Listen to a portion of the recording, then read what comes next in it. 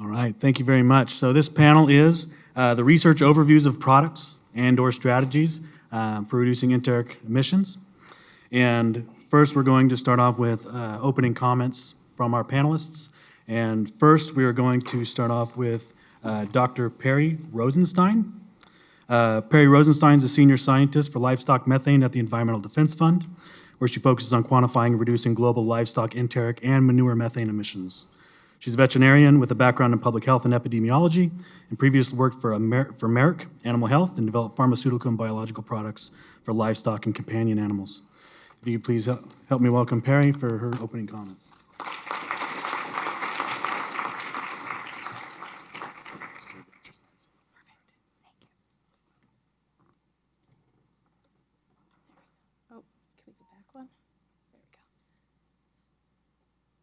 Nice bright slides for everyone. Good afternoon. Thank you to UC Davis and CDFA for hosting this event and for having me as part of the panel today. I'm Peri Rosenstein, Senior Scientist of Livestock Systems at the Environmental Defense Fund.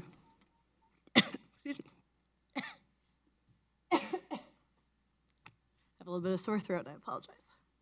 EDF is an international nonprofit organization focused on addressing the biggest environmental challenges, especially the climate crisis. Our philosophy is to build a vital earth for all. Oh, thank you. I appreciate it. Thank you very much. To build a vital earth for all, and we aim to do this by identifying solutions to these environmental issues while supporting economic development. We combine science, economics, advocacy, and partnerships. Rapidly and significantly reducing methane excuse me, is the most effective way to reduce the rate of warming, especially in the next few decades. The earlier we act, the faster we see climate benefits, and the more likely to achieve the Paris Agreement temperature goals. As discussed by many earlier today, livestock methane, accounting for about 32% of global anthropogenic methane, is a major piece of the puzzle.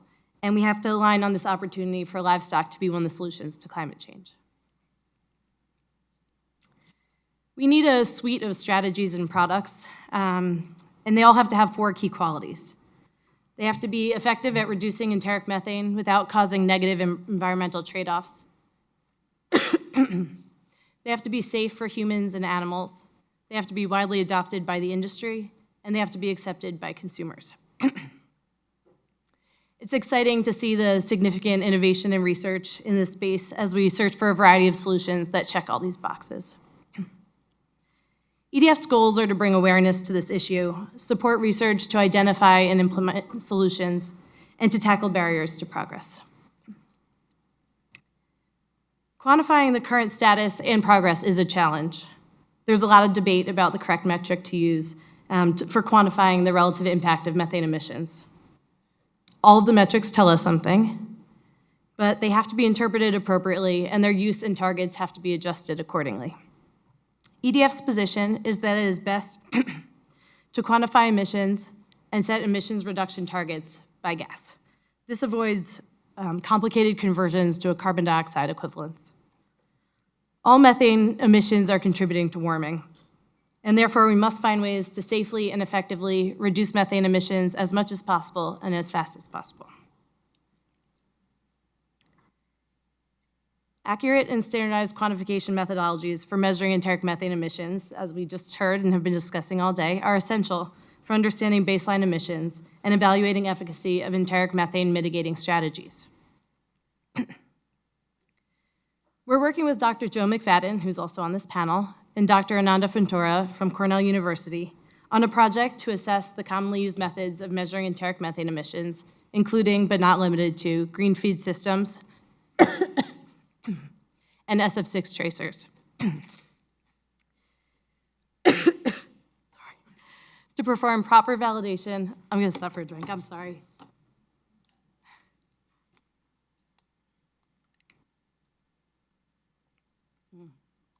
Thank you.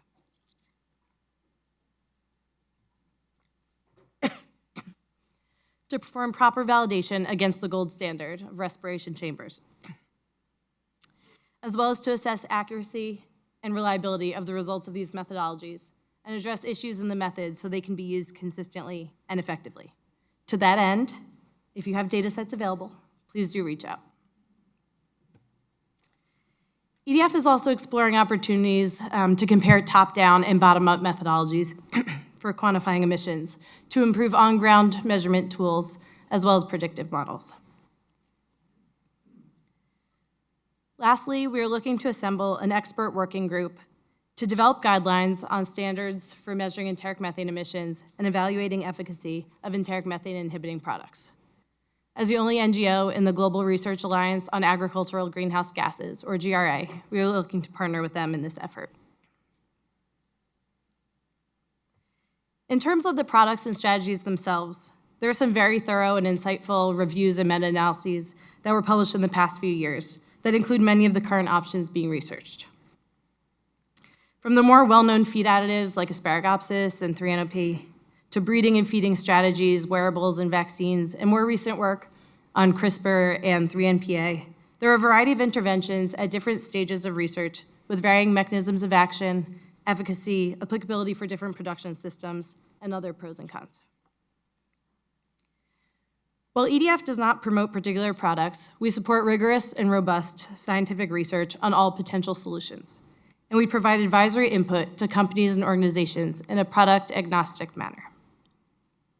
As a global organization, we are focused on elevating strategies and products appropriate for different regions.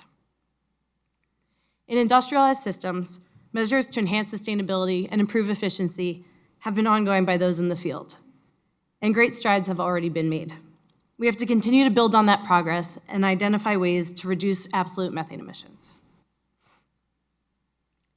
In developing countries where smallholder farmers predominate, EDF is focused on optimizing productivity through improved animal health, animal nutrition, and adaptation and resilience to increase milk production and weight gain and reduce enteric methane emissions intensity. These strategies for optimizing productivity also provide significant human health, human nutrition, and livelihood benefits. While there is a role for innovation and technology in these regions as well, we should not overlook basic interventions that can be implemented now. EDF has a number of ongoing projects in India related to nutrition. To highlight one in particular, we are again partnering with Dr. McFadden, as well as the Indian National Dairy Development Board,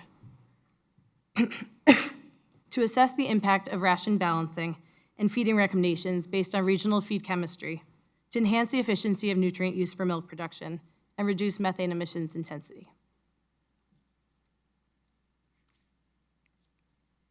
While there is much progress being made, there are still major gaps in the research. For many of the products, questions remain about impacts on animal health and welfare, results of long-term trials and persistent effects, influence of varying diets, application in different systems, productivity gains or lack thereof, life cycle assessments, and the list goes on. EDF has supported efforts to increase infrastructure and access to resources for this essential work. I want to highlight a particular barrier to research with which EDF has been very actively engaged. In addition to the need for standards for evaluating efficacy of products, EDF and others have identified the current regulatory pathway for approval of these products in the US as a barrier to innovation. EDF convened a series of stakeholder workshops with participants from the US dairy and beef industries, regulatory agencies, academia, and NGOs to collaborate on potential solutions to expedite approval of safe and efficacious climate-beneficial products for animals. We provided these recommendations to FDA CVM. Meeting ambitious methane reduction goals will require close collaboration and partnerships between experts from many aspects of this field. EDF has a history of bringing thought leaders from all sectors together. We look forward to continuing to partner with many in this room and finding new partners we can ally with to contribute to this important work. Thank you very much. And thank you for bearing with me in my throat.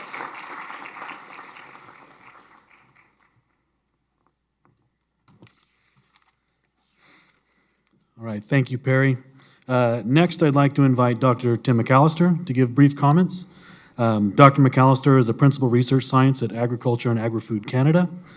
Dr. McAllister earned his master's in animal biochemistry from the University of Alberta, Edmonton, and a PhD in ruminant nutrition and microbiology from the University of Guelph, Ontario. His research efforts span a variety of areas in animal agriculture, including methane mitigation strategies, antimicrobial resistance, biodiversity impacts, and food pathogen colonization and shedding. Please help me welcome Tim McAllister. Thanks very much. I decided to take Frank up on his challenge and go without any slides. So actually, I've probably given 500 talks. This is the first time I've ever done this. So let's see how it goes. I want to start by, there was a comment made earlier that I noticed this morning where somebody said, well, I want to go out and start testing some of these methane reduction strategies on farm right away so I can start implementing these and benefit the industry. But the problem is there's nothing to test. There's nothing available, and it's the same in Canada as well. We don't have anything that we can test immediately either. So I started working in rumen microbiology in 1987. And then Hungate was at it before that. He's the father of rumen microbiology, the one that really invented anaerobic microbiology. He was the first to culture anaerobic organisms. So that's almost 60 years of research that's gone on to try to understand this system. So I want to start out with an apology on behalf of all rumen microbiologists in the world that after all that time, we still don't have a solution for this problem. But at the same time, I'd ask you to please cut us some slack because this is a damn complicated system, okay? I would argue that it's the most complicated microbial ecosystem known to mankind. Even more complicated than those oceanic vents you see, there's fewer species live in there. We're dealing with like 10 billion bacteria in every mil of rumen fluid, 100,000 protozoa. We've got prokaryotic, eukaryotic, archaea, the methanogens. It's such a diverse population. And these bugs don't just work independently, they work as a group. So not only do you got to figure out which one each one does, which is really difficult in itself when you're dealing with that many, you got to understand how they interact as well. And we have some insight into that, like if we look at the fungi or the protozoa, we know that eliminating protozoa will lower methane emissions in the rumen. We've seen that many, many times, but it only lasts for about 30 days. And the reason for that is because the methanogens just don't exist with the protozoa. They live on and in the protozoa, and the protozoa have these organelles called hydrogenosomes, which produce hydrogen that the methanogens can utilize as an energy source. But methanogens also live on the rumen wall. They also live in the biofilms that are associated with other bacteria. So what happens is when you eliminate the protozoa and you take out those methanogens, the other methanogens just make up for the difference, and within 30 days, methane emissions right back to where it was to start out with. So it's really complicated, and then there's many additives. There's just umpteen dozen studies out there that show that you can add an additive in, it'll work for 7 days, maybe a month, and then it stops working. Well, that's because the microbes adapt to it. They learn how to degrade it. It's bugging them. It's affecting hydrogen flow in the rumen, and so they come up with ways of starting to break that down, and you start to select for organisms that are capable of degrading that compound. Now, the two studies that are probably front and center, 3-NOP, the Bovaer product, there doesn't seem to be any sign of that adaptation taking place, which is a great thing, right? It's one of the few compounds of which that has not been demonstrated. And the same with the seaweed as well. It's got potential as being the two major things that we know that are out there today that could potentially lower methane emissions. But we need to understand these interactions amongst the methanogens and other bacteria that are within the rumen. And part of the problem is we don't really have a fundamental understanding of that. We didn't have the tools. We can only culture about 20% of the bacteria that are in the rumen in the laboratory. 80% we can't even culture. We're working on ways of trying to do that better through genomics, through a process called culturenomics, where we sequence the bacteria basically, understand their metabolic pathways, and then design media that we can use to grow those in the laboratory. And that's had mixed success. It's not 100%, probably because some of those bacteria cannot grow by themselves. They're so integrated and dependent upon their partners that they'll only grow in co-culture together because they're exchanging compounds continuously. So because, when we talk about, for example, if we'd have looked at the impacts, the responses to methane have been really substantial, like 80% reduction, right? If we'd looked at that earlier on, we would have said, well, that's great, you're gonna lower methane emissions, but you're gonna shut down digestibility completely because where's the hydrogen gonna go? There's no way for that hydrogen to move from methane. And we always said, well, as the methane accumulates, if it decreases and the hydrogen accumulates, that's going to impede fermentation. But when those studies were conducted, that wasn't the response we saw. The animals didn't just stop eating and stop digesting. They kept digesting. So there's a fundamental understanding of hydrogen flow that everybody thought this is the way it should work. And when we actually tested it, it didn't work that way at all. So we don't even understand, we measure a lot of VFA concentrations, acetate, propionate, butyrate in the rumen, but that doesn't give us an understanding of hydrogen flow and how that exchanges and basically fuels the methane engines that produce the methane. So we need to do more basic work. I think that's part of the reason why there's too many studies where we're just dumping things in and seeing what's happening. And we don't have we should have a biochemistry type of foundation for why we think this is going to make a difference. And you can do that with 3-NOP, right? We know it inhibits the final enzyme in methane reduction. We can see that. We can see that with bromoforms and seaweed. But there's a lot of, and I've done those studies myself, like with biochar and humic acids. Absolutely no idea how this would ever lower methane emissions. And when I threw it in there, it didn't do anything. So it wasn't really surprising, right? So we should try not to forget our biochemistry and our mechanistic approaches when we look at these compounds, and we're going to try to use them to lower methane emission as well. So that's kind of fundamental understanding. The other thing to keep in mind is that a lot of the tools that we're using today didn't exist 5 years ago. We had the capability we have now. The first rumen bacteria that was sequenced cost about $4 million, just to sequence one bacteria. Now we sequence thousands, for hundreds of dollars. So there's a lot of tools there, looking as well at expression like transcriptomics, proteomics, metabolomics. All of those have just been developed and are continuing to evolve exponentially. And those tools will help us, define and get more of that mechanistic approaches that we can use for the development of the feed additives. I think until, what do they say, the definition of insanity is when you keep doing the same thing over and over again, right, and expect a different answer. That's kind of what we've been doing with methane and additives. So we need to take a different approach. Okay, so thanks very much.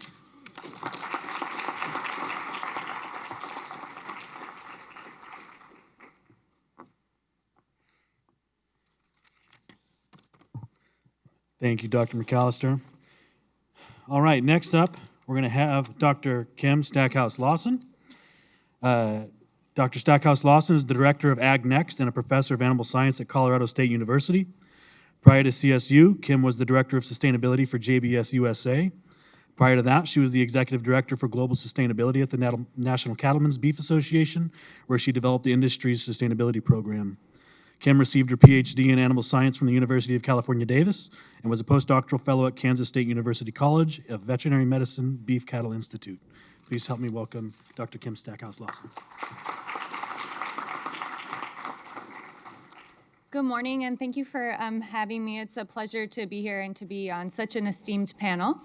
So like everyone, we're sort of providing our introductory thoughts around methane and its importance and then those solutions. First, I wanted to take an opportunity to introduce you to AgNext, which is a new initiative at CSU. We were born approximately 2 years ago and invited our first staff member to CSU just in August of this year. So we're a very new group, but very excited to be working in the space of sustainability. Generally, we're a group that tackles the entire aspect of sustainability, and of course, climate and greenhouse gas emissions are a part of that. And I think uniquely, we were actually born out of a need for industry-academic partnership to solve the world's biggest challenges. And what we heard from our industry partners, and we actually heard this on the panel before, that producers are more excited about enteric emissions than I think we've seen them in a really long time. But that's what they told us. We need help in enteric emissions, and we need it right now. And so we've been working on that for the last 2 years and wanted to share with you some of the things that we think about as a team and things that keep us up at night, right, when we think about enteric emissions.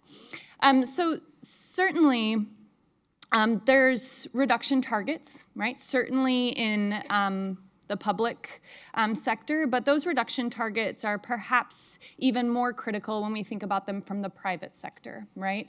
And the opportunity that there are, and when we think about these big net zero commitments that are being made within the supply chain, right, there's a lot of risk inherent in potentially top-down mandates that may not go through the same kind of scientific rigor that Dr. McAllister just talked to us about, right? We worry about that. That's something that keeps us up at night, is how is the supply chain going to react to these commitments that they've sent. I think also when we think about this topic, it's emotional and it can be politicized. And in this room, we're very comfortable with that. right? But when you think about adoption of practices, when you think about how challenging it is to be in the space and to live in both of these two worlds, that notion of the emotional and political aspect of what we are doing can become quite distracting, okay? And it is something that I think we need to acknowledge, right? And then come together strategically to keep moving forward. And I think that this meeting is a great way to start to do that. When we think about methane as scientists, and I really want to echo a lot of what Dr. McAllister said, there's a lot of work that needs to be done in improving our understanding of what we think we know. Because every time we dig deeper, we figure out we know less. And not to take the air out of the room, right, which I think he really did, but we see the same thing, right? Every time we measure more animals from different systems, we learn something new. And even though we're further ahead, we oftentimes feel further behind in terms of what we actually know and in the development of solutions. We need that data to inform better prediction equations, because we are not going to be able to measure every single system in every single region on every single animal. So we have got to work with our engineers. We have got to develop better equations to predict these things. Dr. Ermias Kabriab's team needs to be working with life cycle assessment modelers, right? And all of us need to be collating data, sharing data, trying to get better not only at sharing the data and developing emission equations, but how are we actually measuring this? And do we actually know how long, how often, how frequent? All of the questions that still need to be answered just to begin to develop the systems that we feel confident enough to develop measurement, reporting, and verification. Because this MRV piece is so critical to actually scaling this technology, right? We need to be confident. We need to be consistent. We need to be repeatable. And we need to inform multiple avenues, right? Gone are the days where we can have EPA reporting one thing, USDA reporting another thing, Tyson reporting a different thing, right? And all of these things trying to inform markets like the SEC. We have to come together. We have to all be working from the same baseline knowledge of emission foundation, and then we have got to get really, really good at saying we're confident in what we get, we're confident in how we measure it, and now we're confident in the liquidity of these markets, right, that could come to bear. And that's going to take incredibly diverse teams, from microbiologists to economists, right, to think about how do we really get our arms around methane mitigation. And then the fun part is the solutions, right? And we've heard a lot about solutions today, but there's big questions around scalability of solutions. And I think we've done a great job. Every single speaker you've heard from today have talked about the unintended consequences of application of those solutions. How do we get producers actually to adopt them, right? How's the consumer going to feel about that? We heard about that from Dr. Peri. What's the consumer going to think? How do we get these things approved? And those things are so critical in the execution of this entire work. So at CSU, we have a new research facility that is more focused on beef than what is here at UC Davis. And I would say, in general, the scientists who are in this space, we do a pretty good job not duplicating efforts, right? There's so much space there, and there's so much need to develop the next generation to study this, that it's incredibly important. So we've got a system where we can begin to measure things at more of a commercial level. So we can measure methane emissions from 300 head in confinement, and then we pair that with a grazing pivot that's right next to us, right? So we can actually do pretty precise and controlled grazing work. And what we're excited about here is not just the work that we're doing in methane, but how we can begin to attach a market to these things, right? Be able to track the carbon from grazing all the way into confinement. And when you think about that, you think about the cost of implementation, you think about the scalability, those are the kinds of questions that we have got to begin to pair with. And then we've got to bring our microbiologists together. We've got to collect rumen samples. We've got to do microbiome work in that space so that we can begin to share knowledge in a more strategic, and I would hope faster, right? The one thing that you see a lot here is tremendous trust. So maybe we won't always have to wait for the publications to come out before we're sharing data, we're sharing knowledge, we're trying to learn in real time. And then the other thing that, and this has been brought up too, when we think about beef especially, the huge impact that's coming from that grazing system. and the fact that we know very, very little about it, both in greenhouse gas emissions and nitrous oxide. And there needs to be an incredible investment in time and resources in that grazing part of the equation.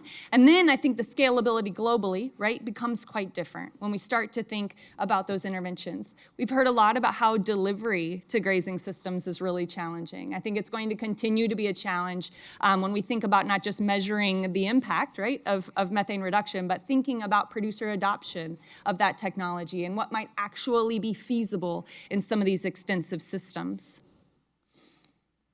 And finally, oftentimes in carbon markets, right, they're thinking most about markets that where carbon may be sequestered, right? And the question becomes additive and permanent. But what about a reduction market? What about thinking about markets differently? What about a market that is thinking about an avoidance market?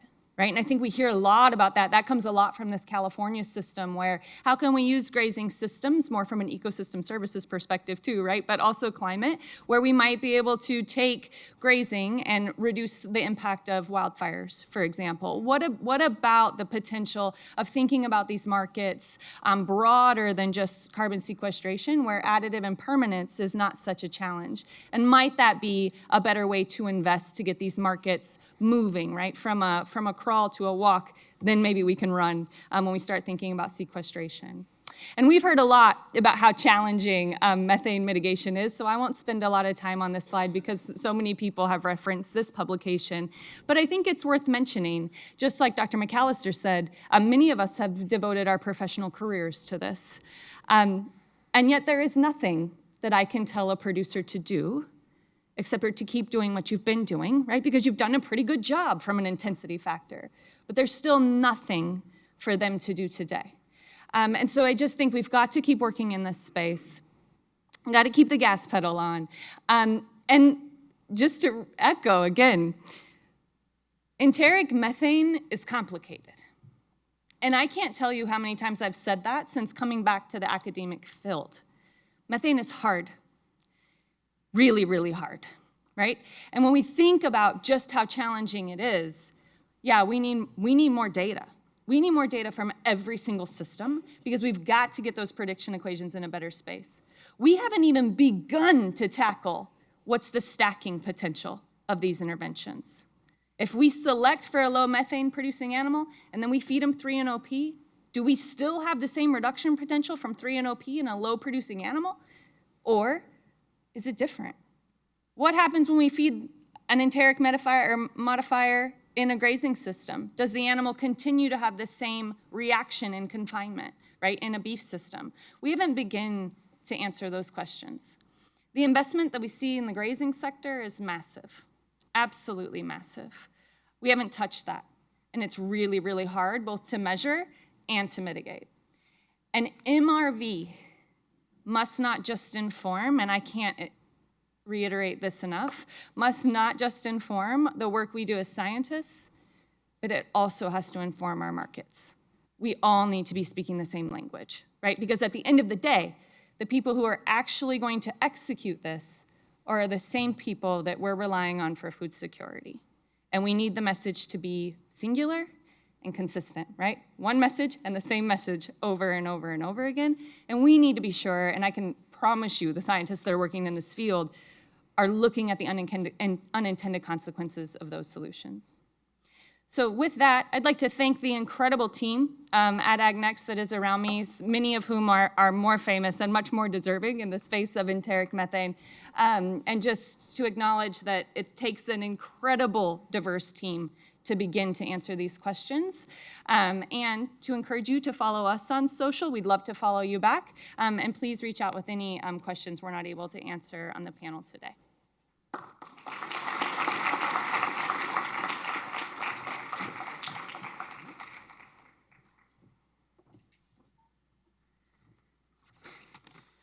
All right, thank you, Dr. Stackhouse-Lawson.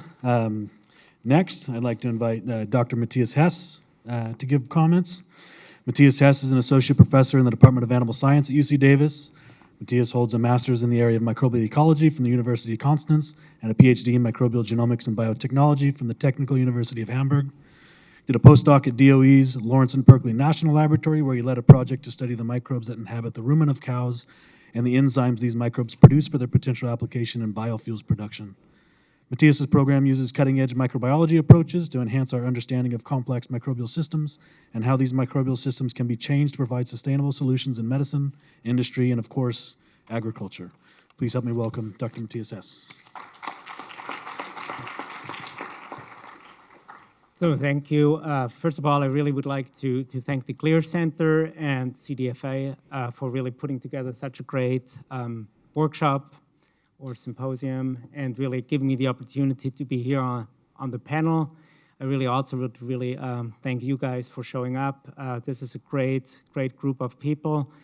And I actually just talk a little bit about what we have been doing and what we are gonna do over the next 10, 20 years, I would assume. And Tim really, Dr. McAllister really, I think, gave a great introduction of the challenges that we have been facing over the last, not only decades, I would say over the last century. But I want to put a more positive spin on that. I think we are now at the point where we can make a difference, where we are at the point where we can make breakthroughs. And I just highlight this here since this is a workshop on feed additives. I really want to just kind of remind you that we have been knowing about feed or particular food additives that improve health, specifically of humans. We have known about this for a long time. So I just put up there some examples. You know, that can be prebiotics, probiotics. You took your prebiotics or probiotics already, depending on what you have been eating today. And we have, if you look at the concept that we basically have been applying on human health, we have been very successful. And the lower picture is, I think, from one of the Nature publications that came out recently. And we have personalized medicine that is targeting specific microbes. And again, I'm a microbiologist, so I really do care mostly about the microbes. They have really important impact also on the animals and humans. But with the investment that the pharmaceutical industry and medicine has been basically providing, we are now at the point where we can have personalized medicine to really change specific microbes, specific microbial function in our gut. And we are now at the point where we are actually getting to the point where we can get that as well in animals. So if you look at, what is it, on the right on your side, there's a list of different feed additives that we have been using in ruminants. They have different efficiencies. There are different levels on reliability, different levels of methane reduction you can achieve. It depends a little bit who you're asking, how reliable these feed additives are. That's not really, I think the point, everything they have in common is that all of them have a potential. Now the problem is, if you look at this right now, most people have been basically using these feed additives and just dumping them into the feed and trying and hoping that there would be a reduction in methane emission, and hopefully also no effect on any negative effect on productivity of the animal. Now, what Dr. McAllister already pointed out is we basically apply these feed additives, but we really don't know what's going on, right? But it is a starting point. The other point that we have been, or problem we have been or trying to address is the lack of data. Also, I have to say I disagree with this a little bit. Data is out there. The problem is you can't really just take data from everywhere and compare it across different systems. So there's just no consistency. We are trying to solve this a little bit here. And for that, I really would like to also thank CDFA for funding they provided. So we are going to look at actually byproducts from the agricultural industry here in California specifically. It's a huge potential because we have another problem here that we haven't talked about yet, and that's waste from agricultural industry. And if you look at the chemical composition of all these waste products, they vary quite a bit, but many of these byproducts actually have chemicals that are known to reduce methane. So in that project we are actually going to do over the next couple of years, next 2 years actually, and we just started it about a month ago. So if you haven't had a chance, go and talk to Rich. He's a master student in my lab, and he has a poster outside. He will tell you all about it. Be easy on him. He just started his program. But the point is that we are basically talk to the producers here in California. We'll actually take byproducts and we'll actually analyze them in vitro, so in a very controlled system for their effect on methane. At the same time, we will generate chemical data from these feed products, so hopefully then we can make a correlation.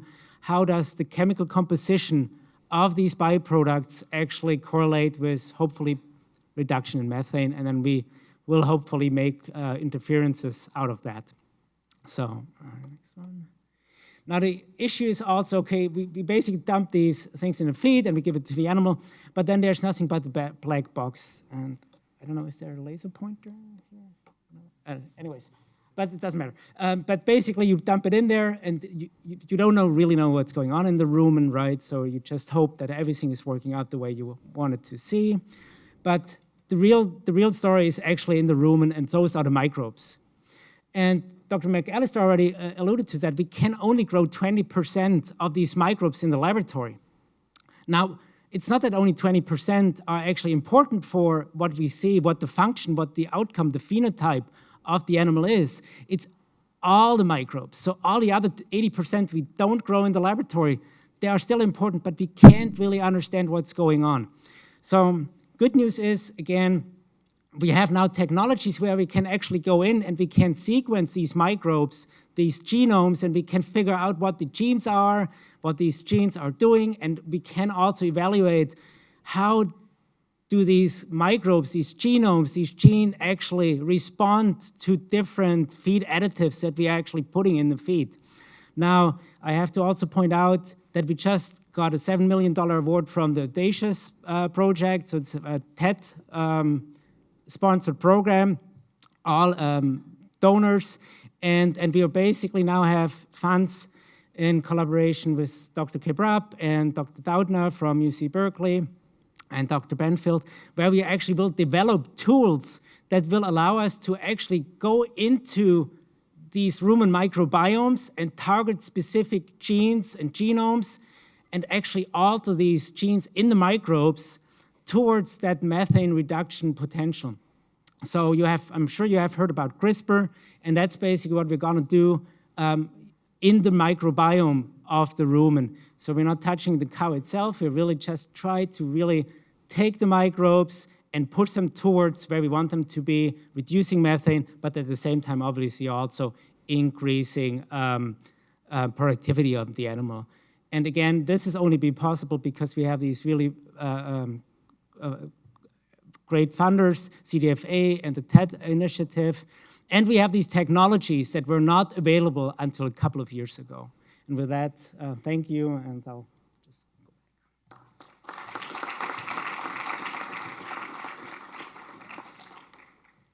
All right. Thank you, Dr. Hess. And now I'd like to next welcome up Dr. Frank Mitloehner once again.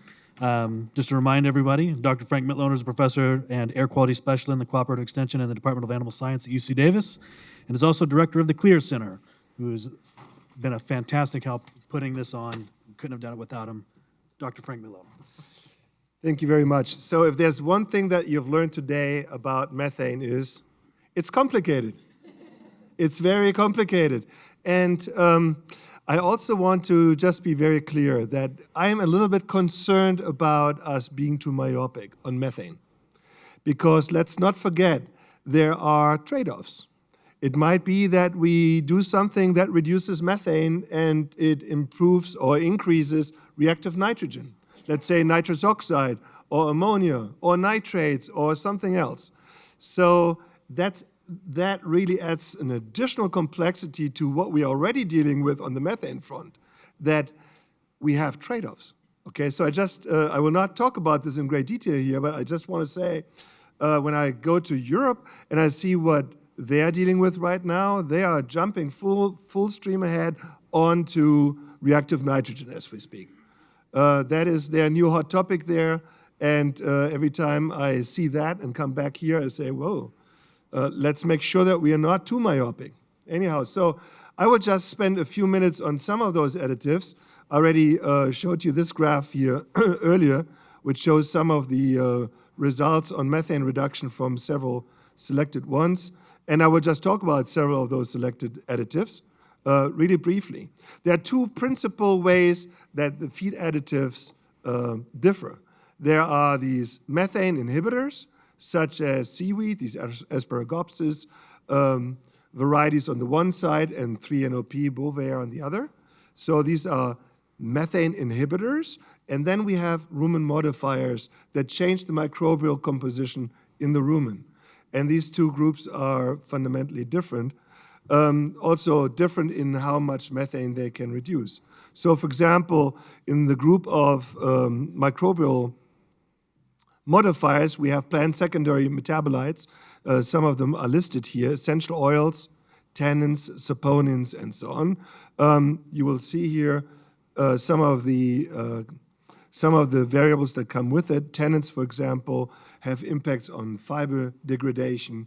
They affect ruminant protozoa. They do have the potential to reduce methane. Most of the studies around them are not really long-term enough for us to see how persistent the impacts are. Some of them have shown to have positive impacts on animal performance. Saponins target protozoa particularly, and also have the impact on a potential impact on methane, although not a major one. Ergolin is an essential oil. It's one of the additives that's commercially available and being used, not with the label claim of methane reduction, but it is being used in dairy herds in this country and internationally. It does lead to improved milk yield and fat, and it has shown some impact on in vitro and in vivo methane reductions. Oops. I have done research with several of those products that I just showed you. This is another one here. Silver feed is another tannin product that is generated from quebracho and chestnuts, has the potential to reduce methane and affect some of the productivity traits of beef and dairy animals. You have heard, I'm sure, a lot about seaweed. Asparagopsis, there are several varieties. I'm just back from Australia and New Zealand, where they are very bullish around seaweed. I am guarded around seaweed because I see the potential it has with respect to reducing enteric methane, but I also see some limitations. One is that the active ingredient is a well-known carcinogen, bromoform, and it breaks down into bromine and iodine. Both of them are toxins. And my concern is that although if the dosage is correct, you shouldn't have unintended consequences. What if animals eat too much of it? And what if we have residues and so forth? So there are some unintended potential consequences in some of the additives that I see. Also, some additives have impacts on palatability. Cows just don't like to eat them. Some are restricting us with respect to availability. They're just not produced at quantities that would suffice to really feed the number of animals that we need to feed. And that, of course, drives cost. So, but in general, from a theoretical perspective, it's interesting to see that there are compounds like the Asparagopsis, some Asparagopsis varieties that can theoretically reduce methane, enteric methane, almost entirely. But if you go that far, you will likely have unwanted consequences with respect to performance of animals and so on. But in theory, it is possible and it has been achieved. There are now some producers of products. I've met with one in Australia that produce a bolus.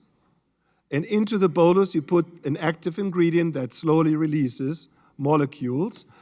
So that's an approach that could work under grazing conditions. So that is something that is could potentially meet a large market in large parts of South America, in large parts of Asia, Africa, and so on. Again, there are some concerns with respect to what the active ingredient is of some of these Asparagopsis varieties, but I already mentioned it. But nevertheless, there is that potential of significantly reducing enteric methane, both in the Asparagopsis varieties as well as in 3-NOP bovaer, that we have studied and looked at. But I want to impress one thing again upon you, and that is it's not just a question for us to measure all of this accurately.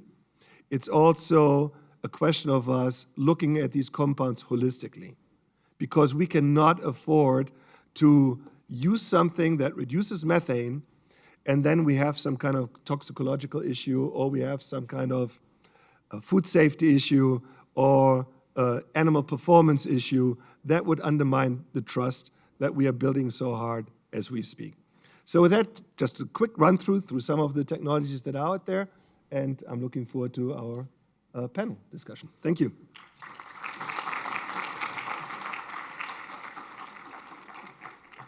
Okay, thank you, Dr. Mitloehner. And to finish up opening comments, I'd like to invite Dr. Joe McFadden to talk. Dr. Joseph McFadden is an associate professor of dairy cattle biology at the Northeast Agribusiness and Feed Alliance Faculty Fellow in Dairy Cattle Biology in the Department of Animal Science at Cornell University. He studies dairy cattle nutrition, milk production, and the effects of diets on animal and human health. Dr. McFadden's group leads the development of the Cornell Life Program, which is the livestock innovations for food security and environmental health. Please help me welcome Dr. Joseph McFadden. Thank you, Charles. I'm not sure what's left to be said, but I'll try my best here. I'll keep it brief. Thank you for the invitation to come here. Most appreciated. First time at UC Davis, beautiful campus, beautiful climate. So, they asked to put together a few slides, and I'm just going to give you a little bit of an update in terms of what we're thinking about. There was a request to sort of describe some of our projects that we're working on, and what do I see as a priority for this field. If you don't know me, I would define myself as a nutritional physiologist. I started out at West Virginia University as a biochemistry professor, came to Cornell about 5 years ago, and whenever you change an institution, it gives you a chance to reinvent yourself, and Cornell opens up a lot of opportunities, and a lot of doors opened up for me there. And so at the time, there was a conversation about, hey, McFadden likes to write a lot of grants. There's this equipment grant, why don't you go write one?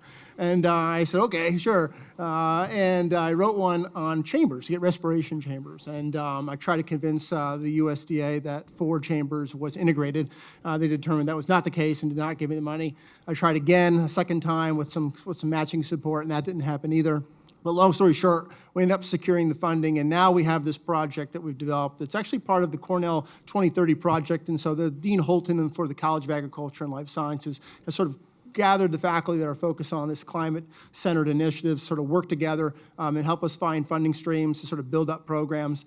And in long story short, this is what evolved, and it continues to evolve to this day. It certainly involves a lot of my partners in animal science. So I'm going to give them credit. Dr. Tom Overton, Dr. Mike Van Amberg, Dr. Kristen Reed, Julio Giordano are sort of my collaborators on this.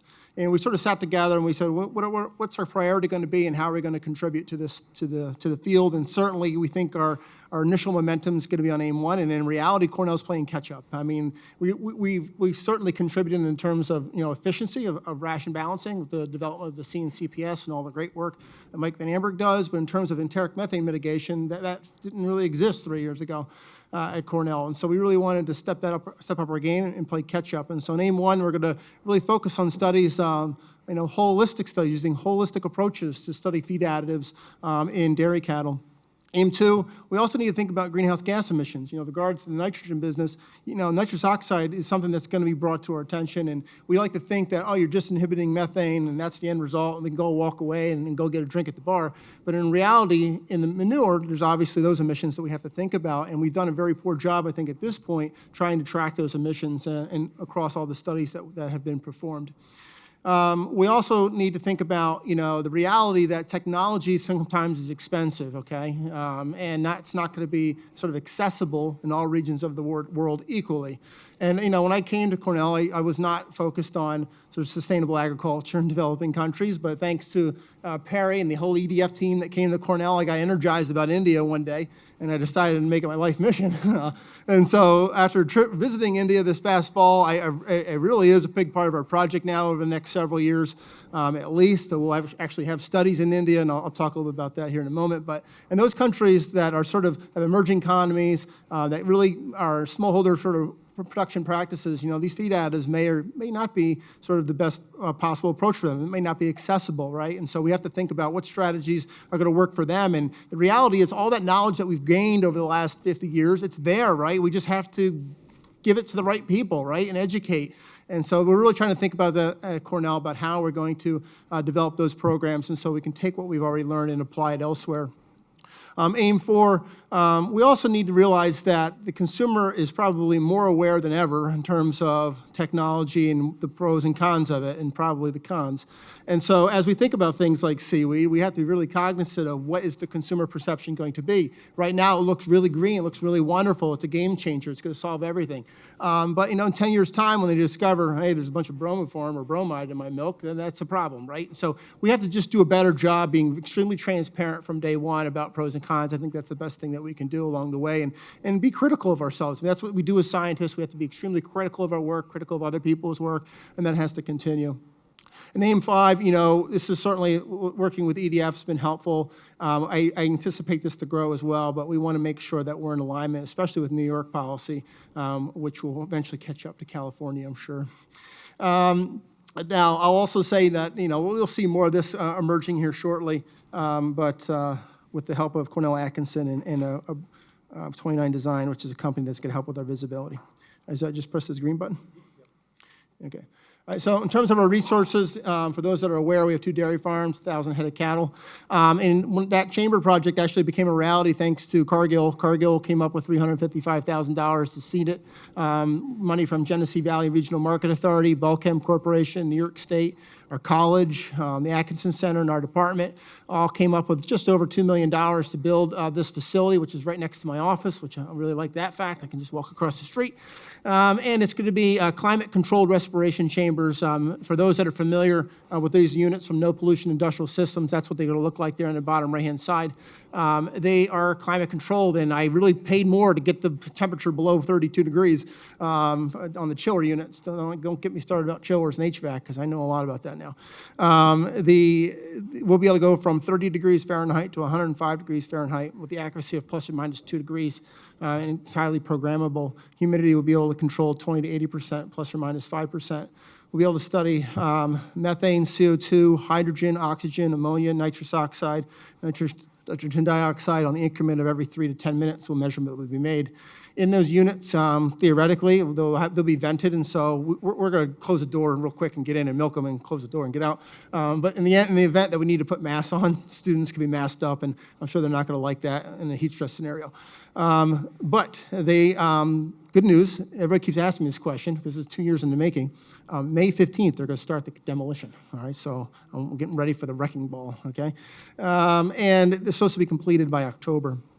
We realize that with 4 chambers, you can only do so much, and there's a lot of negatives with chambers, right? For being completely transparent, you're going to change animal behavior potentially, right? And there's actually a degree of the animals that just won't lay down in a chamber, all right? And so those are the kinds of things, again, about being transparent about what good technology, what methods do and don't do, okay? And we really have to think hard about that as we think about how we're going to use chambers. And right now we're thinking, you're going to have a long-term production trial out at our dairy.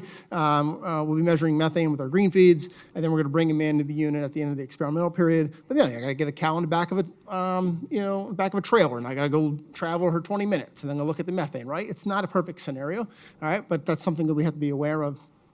We did acquire additional green feed units. We have 3 green feed units there now. That will continue. We've actually been using them. Increase individual intake monitoring. I should say that it is measuring intake on, those chambers will measure intake on the increment on real time, as well as activity, physical activity, but also oxygen consumption for indirect calorimetry estimations. We actually got a grant through the Pro-Dairy, of course, our extension group, to actually take canisters and actually measure the emissions off the manure that we collect, and so that's getting installed this summer. We're expanding our ability to do individual intake monitoring up to 170 cows at our dairy for clinical trials that are going to require a lot more animals. And then we're building up our in vitro techniques and analytical tools. So in my lab in particular, we're building up to do compound screening, high throughput, fast, and various analytical tools like bomb calorimeters, so we can start looking at digestible energy and things like that. I've been had a lot of great momentum, and I actually was a leader on an effort to acquire new faculty positions. So I was able to secure 3 new faculty positions personally, which I'm very pleased about that.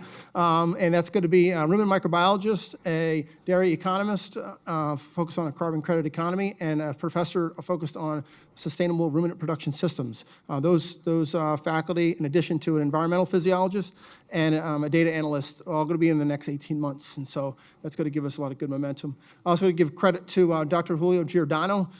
He received the USDA Farm of the Future Award, a $4 million award, and he's going to basically put sensors all over the farm. You name it, in the cow, on the cow, in the parlor, on the tractor, in the field, everywhere, and try to integrate that through machine learning, and that's just getting started. So I was asked by the Global Methane Hub to sort of sit down with all those that were far more experienced than me to sort of talk about the gaps in knowledge and how do we sort of think about the future. And some of the things that I'm thinking about that we're working on are long-duration feeding trials. When you look at the literature, you see studies with 2 to 3 weeks. That's too short, in my opinion. Okay, we've got to go out into months. Defining mode of action, how things work, is extremely important. I have farmers now asking me, hey, how does this essential oil blend work? Well, okay, that's a good question. So we have to know mode of action. Interactions are extremely important. I'm really interested in energy balance and how energy is being used. And so when you inhibit methane, where does the energy go, kind of thing. Looking at different stages of lactation, looking at heat stress scenarios where we get changes in intake, different planes of nutrition. Those are things that are of particular interest to me that will line up with our energetic studies. Co-supplementation strategies, working on that. I think Mike and I will probably collaborate on some early life interventions, really think about applied stuff like milk replacer formulation. What could we do that could have general application? Working with the green feed, you clearly see you have high and low methane emitters. What happens to these compounds in those different scenarios? Modes of delivery, a little bit of that. Compound discovery, definitely. And I'll finish with saying that this method validation is extremely important. I think I have a lot of respect for Ermias, and he's an excellent scientist. He mentioned that the green feed was a gold standard, and the first time he mentioned that, my heart rate went from about 85 to 110, and the second time he mentioned that, it went up to 150. All right, and I could barely get up to the stage. I want to say that we have to think really hard about what that means, okay? And I've seen even CELOC use that. They called it the global standard. All right, we have to be really careful about how we define standards. It has a lot of major implications. And I use green feeds, okay? We do use them. But in that scenario, I'm getting like 12 minutes a day, okay? And when I had my postdoc go in and look at the literature, in that particular case, a lot of the studies just take the methane emissions on the green feed data, and then they look at equations that were generated in a separate study population and say, oh, they were equal, the estimates were equal. And I have a lot of problems with that, especially because it wasn't the same population of cows. There were some studies that actually compared in the same study, but the data doesn't align as close as you might expect they would. Data sharing, how do we share data is going to be extremely important moving forward. And I'll just finish and say that we are thinking about India, and you know what? I've learned so much in that one little trip and all the conversations I've had so far. Our first study starts this fall, where we're going to go out in Gujarat, which is starting in Anand, which is the home of NDDB, and we're going to start sampling various feeds and develop a local feed library, and then work with the NDDB folks to create feeding recommendations for that region, but really identify what are some of the barriers to the adoption. Thinking about using silage for the first time in some of these villages, vacuum packed TMRs. It's just crazy that we're going back to this sort of level of introductory science, but we're going to hopefully apply it. But India is a great example because the fabric of ruminants and humans in India is so interwoven, right? And so to go over there and say, oh, you just got to cut back your ruminant population, they just look at you like you're crazy. That's not going to happen. And so I hope to learn a lot from that experience. Thank you.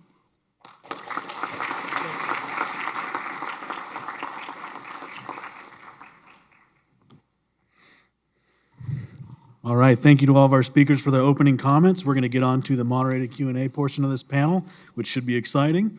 Don't worry, everyone, you will get an opportunity to ask questions also. I just had the opportunity first. So, we've heard a lot today about measuring methane. Ermias went on quite extensively about the different technologies there are. Joe had a little bit of qualms with that. But there are, when we look at the safety aspect of this, are there any roadblocks in evaluating feed additives beyond methane emissions? When we look at the safety components, carcass evaluation, pathology, blood work, milk analysis, and rumen microbiology, what are the real roadblocks that we're seeing beyond methane emissions? To start it off, I'll give it to Frank. Go ahead. Oh, that's a loaded question. So there are many things that we need to know in addition to just the gas measurements. So for example, on the toxicological side, we need to know, are there any residues that are a result of feeding an additive in the milk, in the meat? What's excreted? Do any of the additives make it through the animal and out in the manure? And then what is the life cycle of the active ingredient of a compound, in other words? In most cases, that's really not known unless you specifically ask these questions. How do any of these additives affect animal health and welfare? It's a very important issue. What is the consumer perception of it? We must not forget the consumer, okay? If the consumer says, for whatever reason, I don't accept that technology, and we have seen it with other technologies, then that's a big, big challenge. And so I think these questions have to be asked at the onset and not as an afterthought. Wonderful, thank you. Would anyone else on the panel like to comment? Joe, please. You have to hold it down and get real comfortable with it. Hold down the whole time? Yep. Okay, that's crazy. Okay. Yeah, I say that, when I think about things, I think about nutrient digestibility, I think about rumen fermentation pattern, I think about microbiome, but guess what? I'm not a microbiology guy, okay? I say that I studied it, but I'm not really a microbiome expert, okay? And that's why I had a real problem with the fact that Cornell didn't have a rumen microbiology professor. You can't be an expert at everything, all right? Nobody has just all the answers. It just doesn't exist, Grad students are all fearful that they always got to have the answers to all the questions I ask them. You don't have to. And I need to make sure, how do I figure out ways to work with microbiology experts faster is one of my barriers, because in a lot of my studies, I'm collecting rumen fluid samples. I'm collecting fecal samples. We're actually collecting intestinal samples from some of our studies. And the throughput, how fast it is, it's extremely slow for me personally.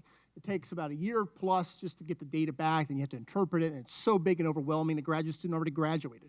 All right, and so that's my problem, and hopefully there's some ideas to help solve that. I would like to add to this a little bit, or to Frank's. Sure. Can you guys hear me actually? Yep. Yeah. I think we also need to think about when we produce the or the feed additives. So I think there even we have to start about thinking about safety. I think that is a very important aspect too. So not only when we give it to the animals, but even in the production line before.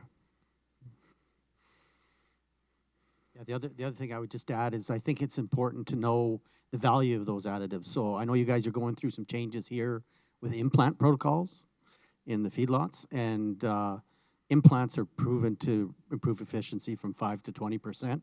So if you remove those from your system, you're going to have a reduction in efficiency that's associated with that, and there will be a climate change cost associated with that as well. So that has to be recognized at the same time.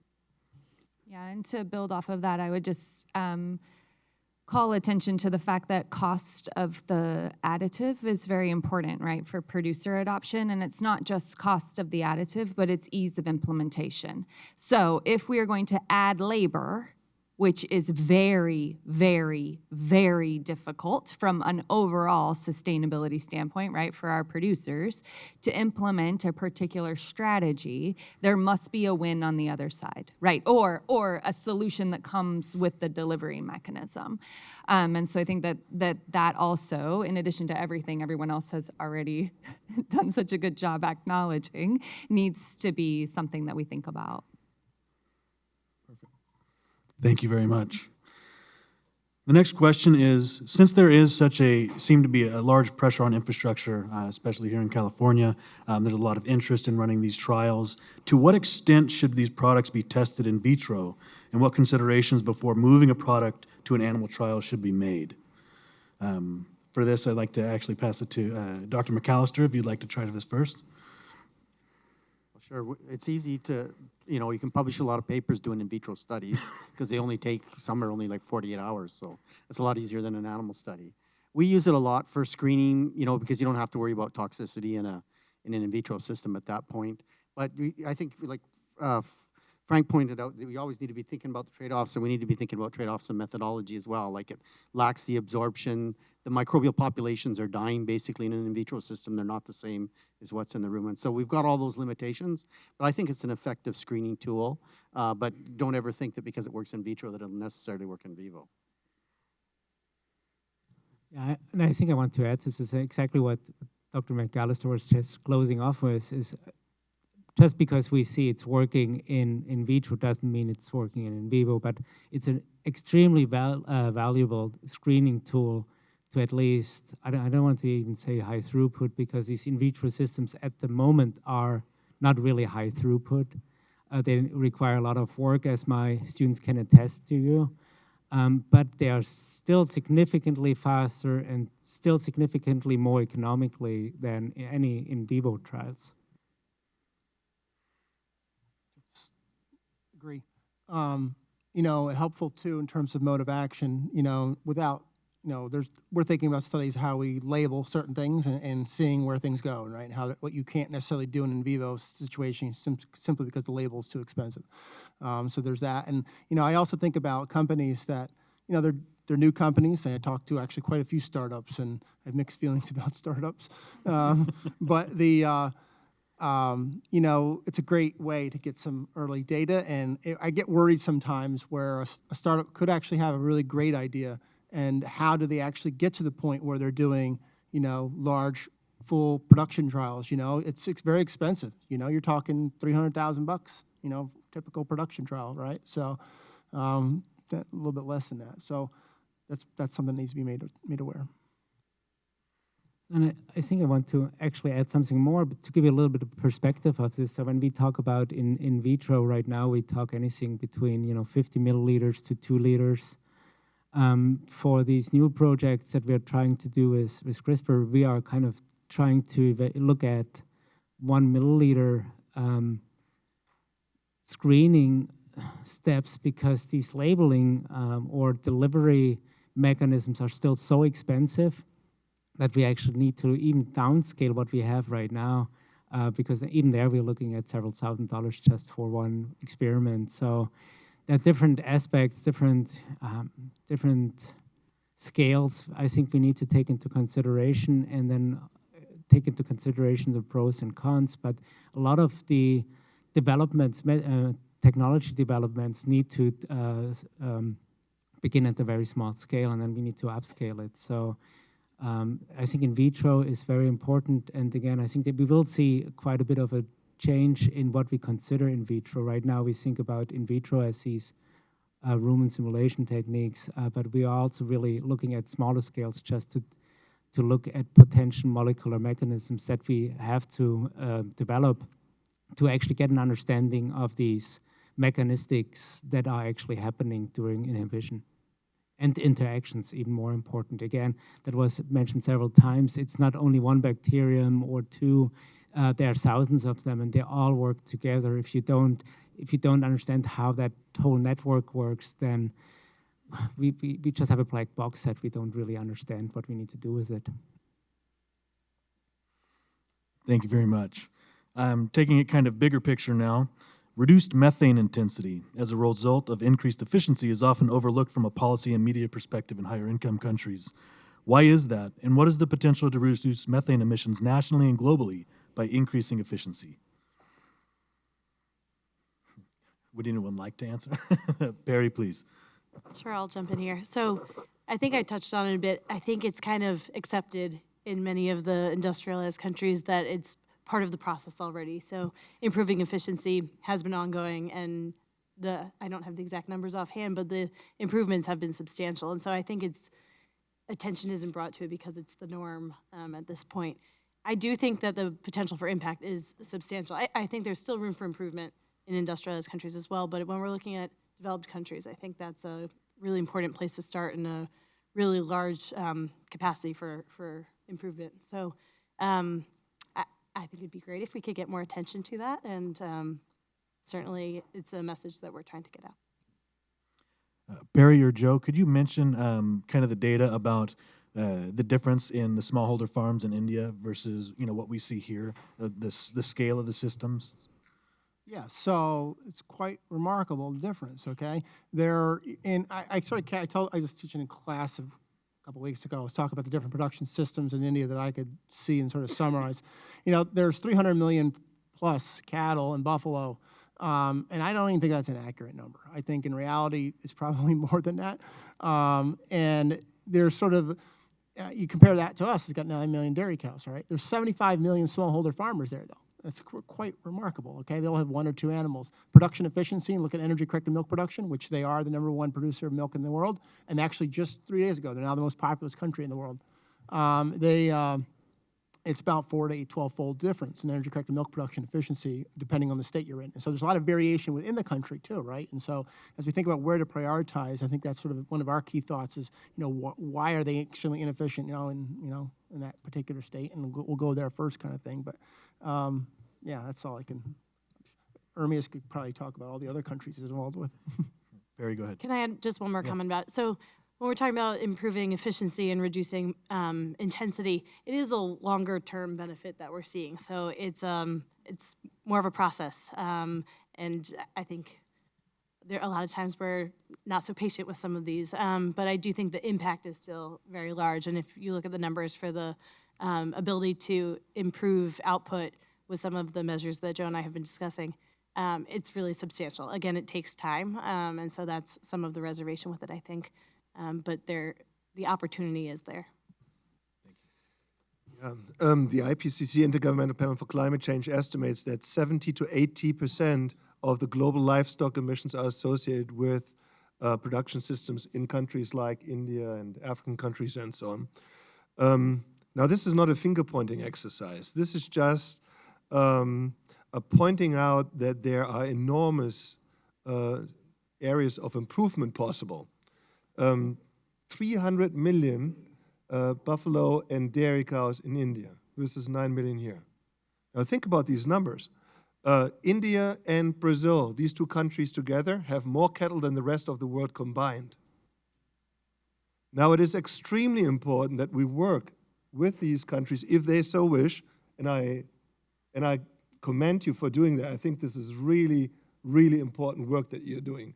The question is, how can we assist them? I mean, feed additives is probably not the approach, but improving efficiencies, production efficiencies, genetics, helping the establishment of a veterinary system to prevent diseases and treat diseases, improve feed delivery systems, and so on. I think that's probably the direction they would go first. But it really has to happen. What we are doing here is tinkering around the edges. I mean, if you look at total livestock-related greenhouse gas emissions, people might think that we are emitting a lot, but we are a dwarf compared to what's going on there. That doesn't mean by any means that we should relax. We shouldn't. We should do our job here, but we need to acknowledge that there are those areas that really need to improve a lot. Thank you very much. I'll just add, because I'm very passionate about this, as I'm sure you can see the entire panel is, but I think one thing that we get asked this question a lot by producers, and the one thing that I think is important that we remember is that everybody, right, is on their own journey to a more sustainable food system. And that journey is dependent upon a lot of things. And I think here in the US, right, we need to be focused on both continued production efficiency gains and reduced emission intensity and a reduction in absolute emissions, inclusive of reactive in. I 100% agree. It's not just a methane conversation. But I think when we think about that journey and a roadmap to whatever the roadmap is to, right? We talk a lot about climate neutrality. We'll just use that as a roadmap. There's going to be 3 things that a producer is going to be thinking about as they select, and I loved Juan's notion earlier this morning, as they select from the menu of options, right? But those three things, and these are broad bucket kind of categories, right, is the option market ready? Efficiency is always market ready, right? I think Joe did a great job talking about, like, we do know how to get these diet, to promote better diets or whatever the menu option, right? But is it market ready? Does it work? Is there efficacy, right? Is there actually a reduction potential, which we know that there is when we think about emission intensity? And is there an ROI, right? For the person actually implementing the program or whatever the strategy is. And if you even keep those things in perspective, right, emission intensity should never go away. It should always be an underlying goal of whatever we're doing, and we should continue to layer on that. So I always try, Charles, to say it's a this and. Thank you very much. Now, as one potential strategy includes breeding or editing forage crops for tannin inclusion, higher oil content, or other inhibitor inclusion. And this has been suggested that could, as a potential strategy that could apply across systems via inclusion in a mixed ration or improving pasture lands with these types of modifications. Is this a potential strategy, and what should we consider for this type of approach? Go ahead. Yeah, I can jump in here. So, I think one of the really unique things about ruminants is that they're grown, right, everywhere. And the resources that producers have to, develop food that we all enjoy eating are different depending upon where you live and work. Or where your farm is. So that strategy, improving pasture, and I would say improving, I would definitely put that in quotation marks, right? Like modifying pastures in an attempt to reduce enteric emissions may work in climates that are appropriate for that. And where there's water, and where it may not impact other wildlife or, biodiversity concerns. I think in the arid West, or anywhere that's predominantly arid, you're going to see that's going to be a more difficult thing to achieve, right? Because those native grasslands and those native landscapes are so important. And I think we also have to remember the unintended consequence. So if we're going to plant a seed, do we have to till the landscape? And has that landscape been intact for 100 years, which much of our grazing landscape has been in the arid West. And in fact, there's been work that's done that suggests that the arid landscapes maintain 20% of the globe's soil organic carbon, right? So I think we need to be very mindful as we think about those unintended consequences, not just in the face of climate, but in wildlife habitat, biodiversity, the rural communities that are dependent upon this, what other things those landscapes are supporting. So I think the answer is it's complicated, no surprise. And maybe it works in some parts of the world, and maybe it's not a viable menu option in others. Thank you. Anyone care to add? Sure. So I actually talked to a plant breeder at Cornell because I was like, how long would it take to scale up something where we can get some, forages with different tannins in it? And it actually takes some time. So if you have that kind of idea, it doesn't happen overnight, okay? Because they got to go out and test it, do some in vitro, and then you got to actually go grow enough for the actual study, right? And so there's a lot of time that it takes to scale something like that up in terms of a research perspective. Back to the India thing, maybe it's just about growing enough forage, okay? There's really just an inefficient supply of high-quality fodder, and so that's more of an issue than trying to enrich, forages with these different compounds. I'll leave it at that. Yeah, we did some work in that area specifically with alfalfa, looking at introducing tannins into alfalfa. And right now, the only place there's tannins in an alfalfa plant is in the seed coat. But we use molecular techniques to increase the expression throughout the alfalfa plant. And it worked really well. We could get tannin produced in the leaves and in the stems. The problem was the yield of that alfalfa was about 10% of what the original plant was, so it didn't go anywhere. So I think that's something we always need to think about. Those plants have evolved to the climate that they're in, and when we start messing around with them, most often we're going to reduce their fitness in that climate. Wonderful. Thank you very much. Are there any efforts to explore early development intervention strategies to reduce enteric methane? So that's actually one of the strategies we are trying to achieve, trying to not only change the microbiome in the rumen, but really early on in life. So the hope is that we can actually then pass it on, or the animals can pass it on to the next generation. We'll see how that goes. So keep fingers crossed and stay tuned. Have we seen any deployment of feed additives early in life and seen the impact of that throughout life?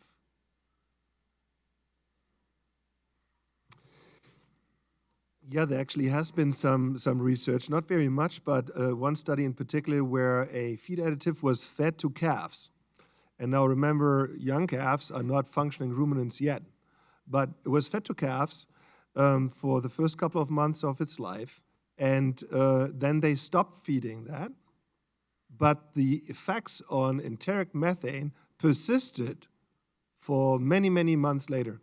I think it was 1.5 years later, even though that additive was no longer fed.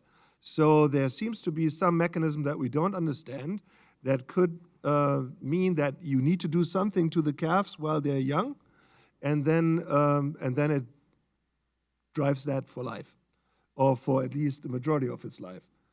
This early life programming is a very exciting research area that I see, and so I think we need to look into this further. Joe, you got excited. You want to go?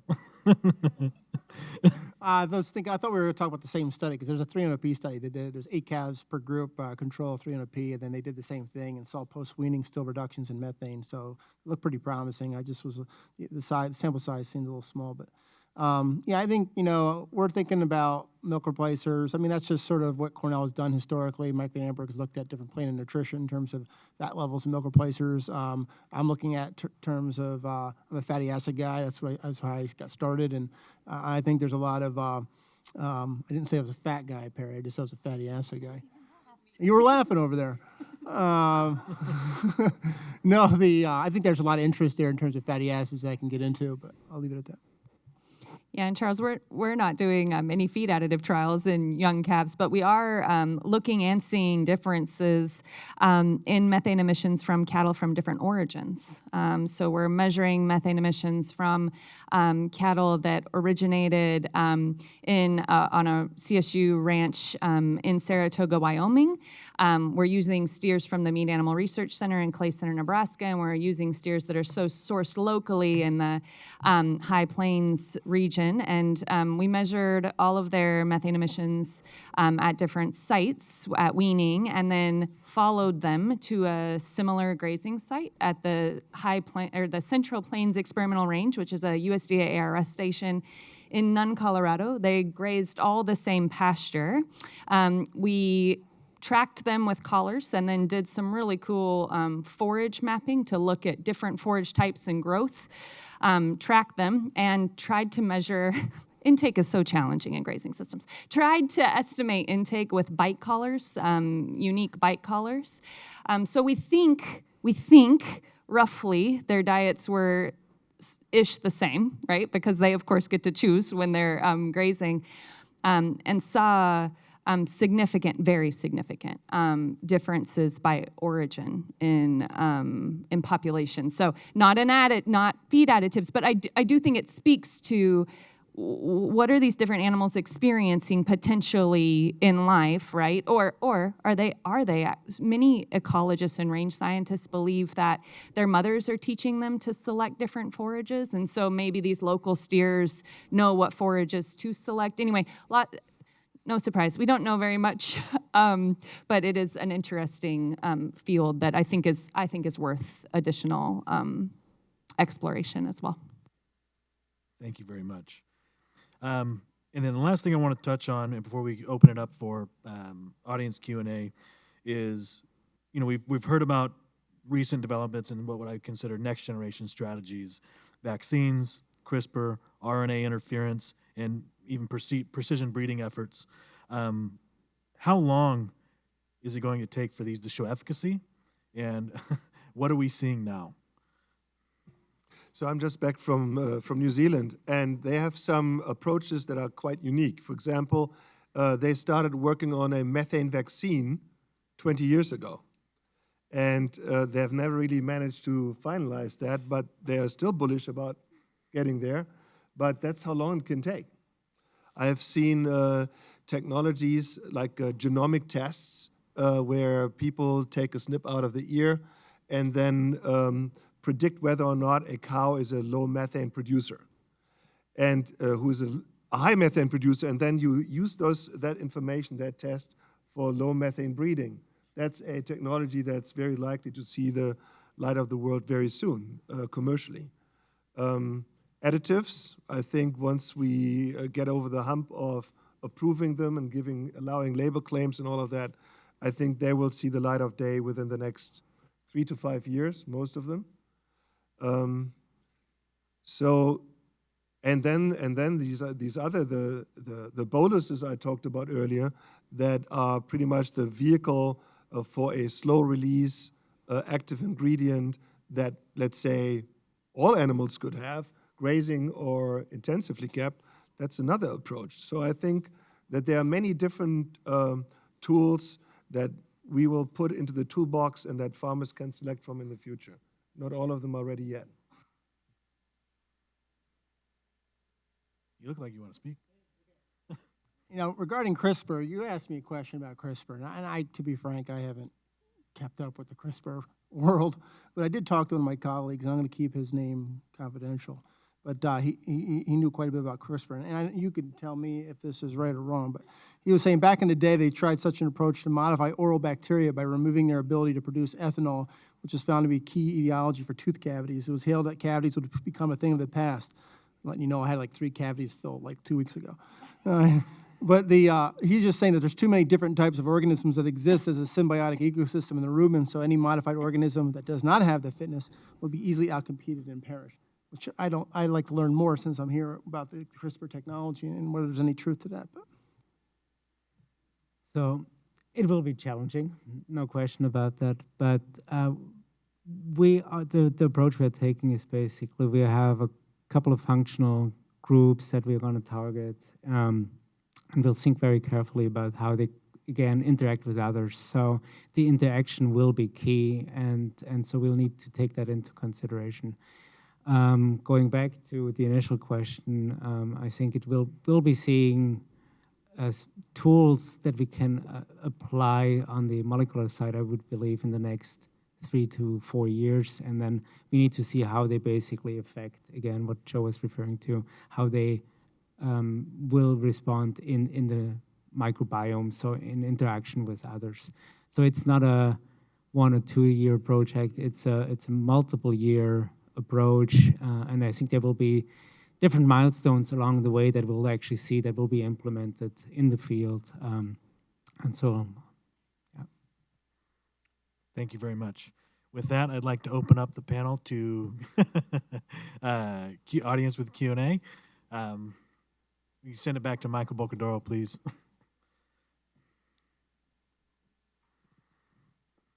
Thanks. I'm glad I got a laugh for asking the first question. Michael Bocadoro, Dairy Cares. So I've got a very simple, straightforward, and practical question that I'd like each of the panelists to answer. Frank outlined this a little earlier. The state's got a very ambitious goal for methane reduction. We're well on our way to achieving that, a 40% reduction for manure methane. We're well on our way to achieving that pathway. Question is on Enteric. With all the expertise on this panel, what is your assessment as to whether or not it is achievable to reduce enteric methane by 40% by 2030 across the entire livestock sector here in California, beef and dairy cattle? And if your answer is no, it's not, I'd love to hear what your assessment is as what you think can be achieved. Frank, do you want to start? We'll start down the line here. Yeah, so there will be reluctance at first, for sure. People don't want to be the first adopters. They want to first see what their neighbors do and what their experiences are. So when we modeled enteric strategies, we modeled 10% in total, okay? So we think that 10% is achievable across the entire industry, beef and dairy. With dairy being probably more successful because a lot of the beef is just not easily reachable Because if you have animals, cow-calf operations, where the mama cow and her calf are roaming around freely, how do you get a feed additive into them? Maybe through mineral blocks or water, but it's not going to be easy. It's going to be much easier with intensive systems. So we think it's about 10%. Maybe if we're lucky, 20%, but I don't think 40%. But I think Enteric will be very important to achieving our goal. So I think it needs to be on the table. Now, of course, that sets me up here because I mean, Frank is the expert, but I will contradict him. I'm optimistic that we're going to achieve it, but it will really depend on the pressure that the consumer will provide to the producers.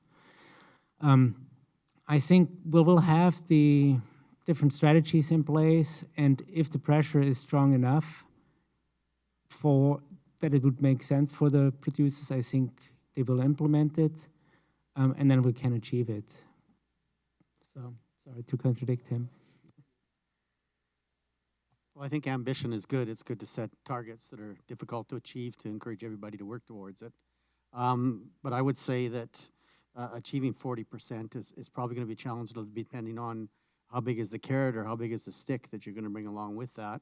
And there definitely needs to be production benefits if you don't have any of those other incentives in place, like carbon offsets or something like that, to make it happen. Just don't see it.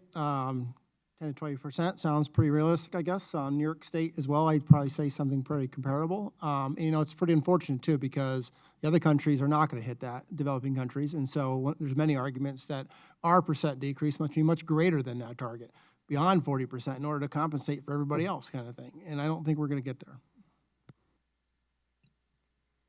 I largely defer to the people in California who know the area the best.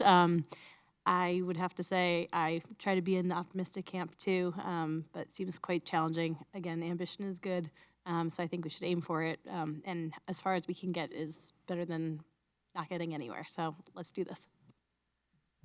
I got to actually think because everybody had to go in front of me. I appreciate being at the end here. Like others have echoed, I really believe in goals. Maybe it's my experience as a corporate sustainability person, right? I mean, I was a chief sustainability officer, so I built programs around goals and tried to foster energy from the ground up, right? Like, how do we inspire our people? You know, I've worked for a meat packer on the line to achieve goals, and you can do it. You can do it with ambitious targets, and so I applaud the target. Scientifically, it's going to be tough, right? But I do think there's some really incredible things, not just what we're doing from a feed additive perspective, but what I'm actually most excited about in dairy is beef on dairy. And it's not because of the gains in efficiency of beef genetics on dairy, but it's actually, will the cow live longer because all of a sudden her calf is worth more? And then are we increasing dairy genetics even faster because you're selecting your highest producing cows. You're actually now putting those embryos probably in beef cows. You're going to put those cows, they're actually going to stay on mom for however long, right? And then all of a sudden, we have an entire beef sector or an entire dairy sector that's doing two things, right? Meat and milk. And the heifer population has declined because all of a sudden we've got a lactation interval, right, that has increased. So I don't think any of us are factoring that, right? I'm not sure anybody's done that math. I'm not sure anybody's looked at, like, what's the economic potential for that, the value of that calf, and how can we pull that system through? So clearly I'm very excited about that. I love that kind of stuff. I'm kind of crazy about that kind of thing. I think, to Frank's point, the opportunity that we have in the grazing sector is huge. They're totally untapped. Totally untapped. And if we could get a win where we could deliver something that reduces methane and improves reproduction efficiency or improves, we could get the intensity efficient, like the intensity plus emission reduction we could get in the grazing sector is tremendous. Does it get us to 40%? I don't know. That makes me a little, I don't know. I wouldn't tell you you're going to get to 40%. And then you guys don't have a huge cattle feeding sector in California, but you've got a big progressive one. But the cattle feeding sector is ready. They're so ready. to have something that works. They want to do this. They're excited about it. So I think as soon as we have something that's ready, they will go. They will go, and they will likely monetize it, right? Because every packer has a net zero target, so they're likely going to monetize it, but they are excited. And the other thing that I think is exciting in the cattle feeding sector is the advent of dry manure digestion. Now, dry manure digestion is not taking off today because of the California low carbon fuel standard, because dry manure is not creating much methane in a dry lot pen. But we have the technology to make energy from dry manure, right? So no, does it get us at 40%? Man, probably not. But look at what a cool goal, right? We set a cool goal, and maybe we got 20%. And what bad could come from that? So I'm very excited about all the other good things that could come, I think, from chasing greenhouse gas emissions. And I applaud the industry here and the state for being aggressive in that.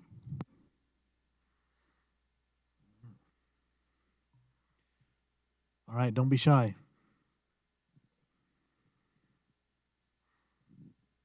Hi, Edie Marshall with California Department of Food and Agriculture, Antimicrobial Use and Stewardship. And in addition to being environmentally forward, California also has been very progressive, some would say, in the laws regarding antimicrobials in livestock and antimicrobial stewardship. And my question to the panel, and Frank, since we're just starting to work with you, you don't have to answer this question.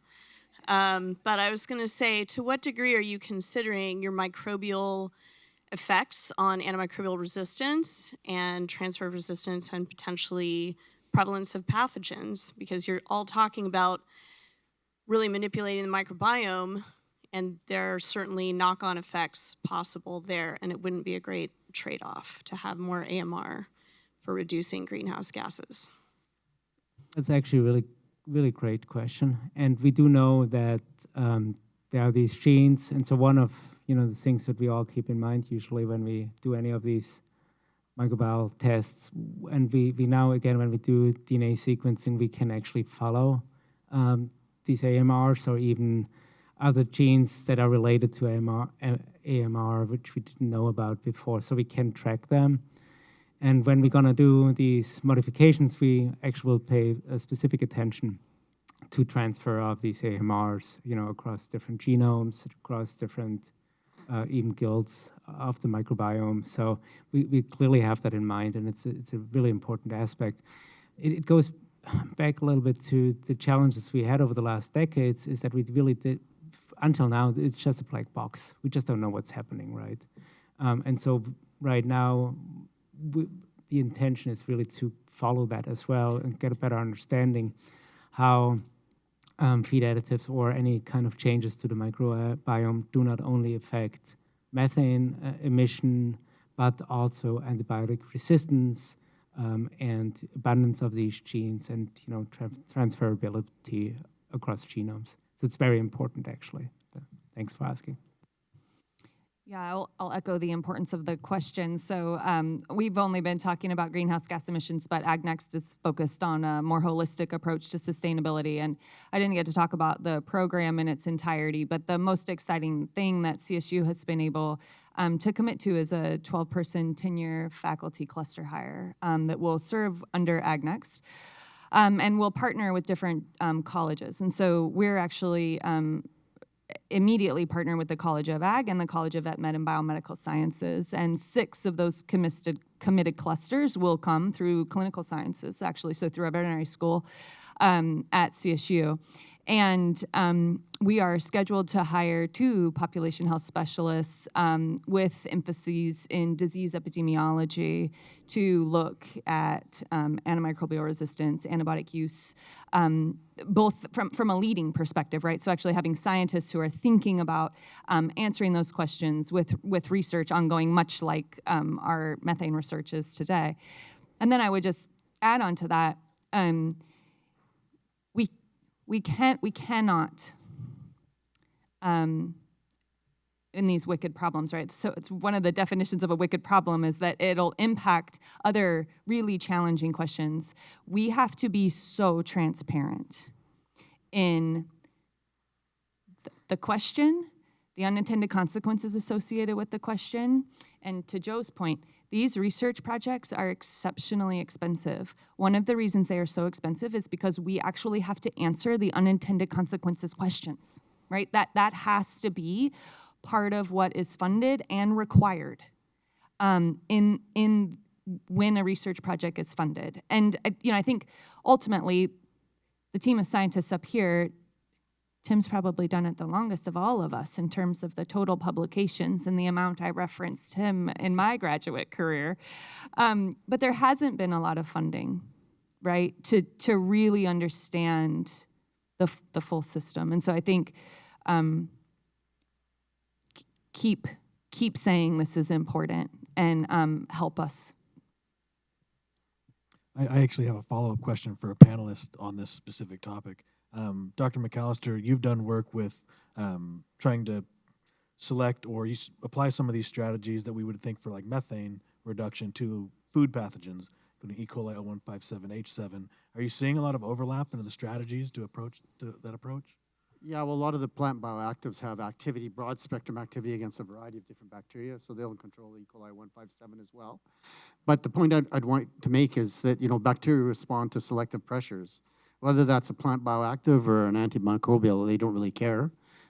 Different bacteria respond to that differently. Some may produce enzymes that break down that plant bioactive. Some may change their cell wall permeability so that the bioactive can no longer enter. We've done work where we showed that putting plant bioactives in with bacteria will increase ciprofloxacin resistance, for example, because it reduced cell membrane permeability to that antimicrobial. So you need to have a sort of a system approach, and really a plant bioactive is also an antimicrobial. So. Thank you. We heard earlier that of global climate financing, only 2.5% is going to livestock and livestock methane, despite the fact that it's somewhere 15-20% of global emissions. We saw 3 years ago what happens when the world scientific community throws their knowledge and resources at solving a problem, that's the COVID vaccine. What does the answer to the first question look like if you have that sort of budget and the world would have put that COVID-esque attention to livestock emissions for you all, please? I think we'd make good progress, but I don't want to oversell the fact that there's that many of us out there. So I think there's some graduate students here in the front, right? I think that there's good job security for them.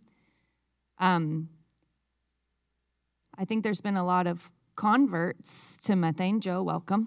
Welcome. But I think that, I think more funding is absolutely needed.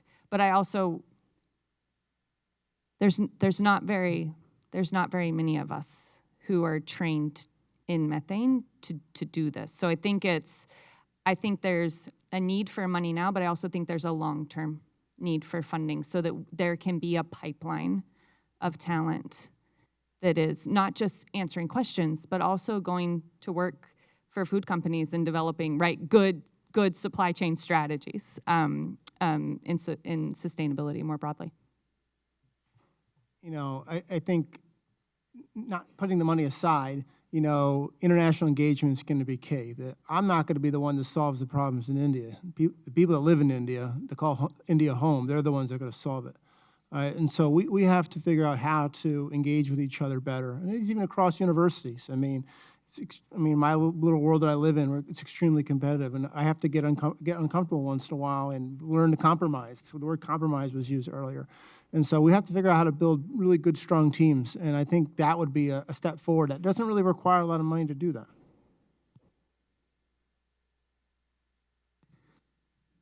I think there are two things I would like to add to that. First of all is I think it's really important to understand that there's a significant awareness of the problem that is happening right now, and there is a significant increase in funding that is available now.